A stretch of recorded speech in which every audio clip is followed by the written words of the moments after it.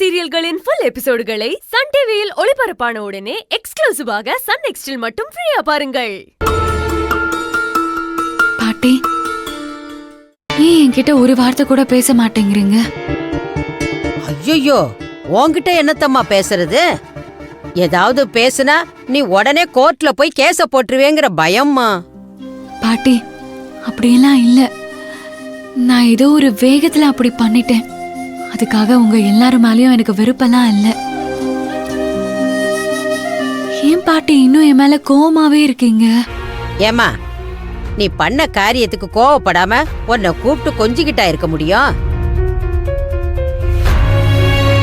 ஏதோ வீட்டுக்கு வந்துட்டியே, வந்தவங்க கிட்ட முக சுளிக்காம பேசக்கூடாதுன்னு இருக்க. இல்லன்னா உங்ககிட்ட எனக்கு என்னம்மா பேச்சு?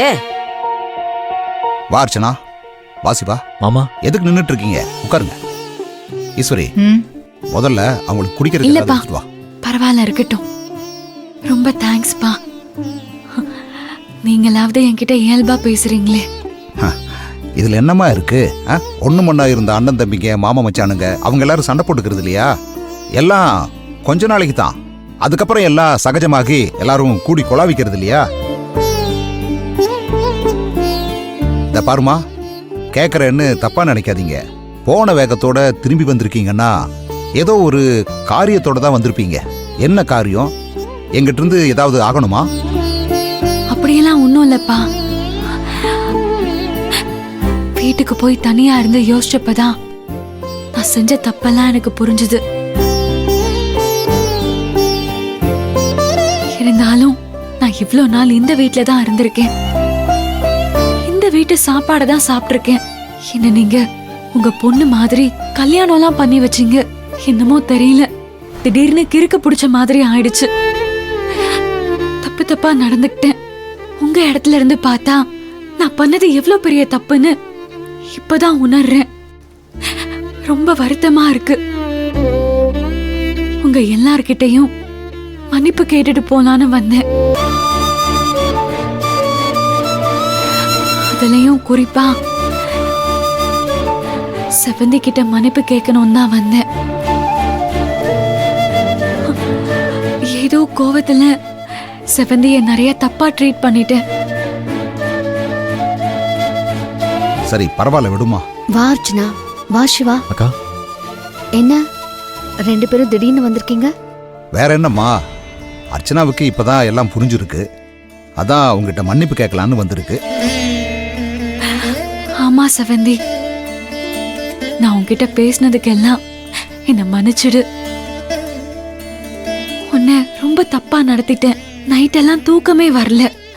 அத நினைச்சு நினைச்சு பாக்குறப்போ எனக்கே என் மேல கோவமா வருது. அதனாலதான் உன்கிட்ட மன்னிப்பு கேட்கலான்னு வந்தேன். என்ன மன்னிச்சிடு. என்ன அர்ச்சனா, நீ மன்னிச்சிடுங்கன்னா சொல்ற? நான் உன்னை தப்பாவே நினைக்கலையே. தப்பா நினைச்சாதானே மன்னிக்கிறதுக்கு.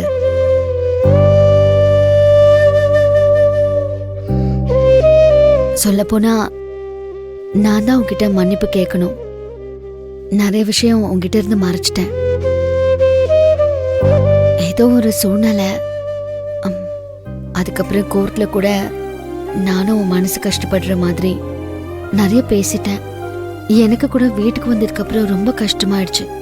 எப்படிடா உன்கிட்ட சொல்றதுன்னு நினைச்சுக்கிட்டே இருந்தேன். நல்ல வேளை நீயாவே வந்துட்ட. என்ன மன்னிச்சிட அர்ச்சனா. நான் உன் மனசை கஷ்டப்படுத்தணும்னு நினைச்சு எதுவும் பண்ணல. மது என் கூட இருக்கணுங்கிற ஒரு ஆசையில, ஒரு வேகத்துல என்னென்னமோ பண்ணிட்டேன். தப்பா இருந்தா மன்னிச்சிரு. ஐயோ செவந்தி, நான் உன்கிட்ட சாரி கேட்கலான்னு வந்தா நீ என்கிட்ட கேக்குற. எனக்கு என் அக்கா குழந்தை வேணும்னு தோணுச்சு. உனக்கு உன் குழந்தை மாதிரியே வளர்த்ததுனால நீயும் விட்டு தர முடியாத சூழ்நிலை ஆயிடுச்சு. எனக்கு இப்பதான் அது புரிஞ்சுது. மது எனக்கு மகளும் இல்ல, உனக்கு அக்கா பொண்ணும் இல்ல. அவ இந்த வீட்டோட பொண்ணு அப்படி நினைச்சுக்கோமே.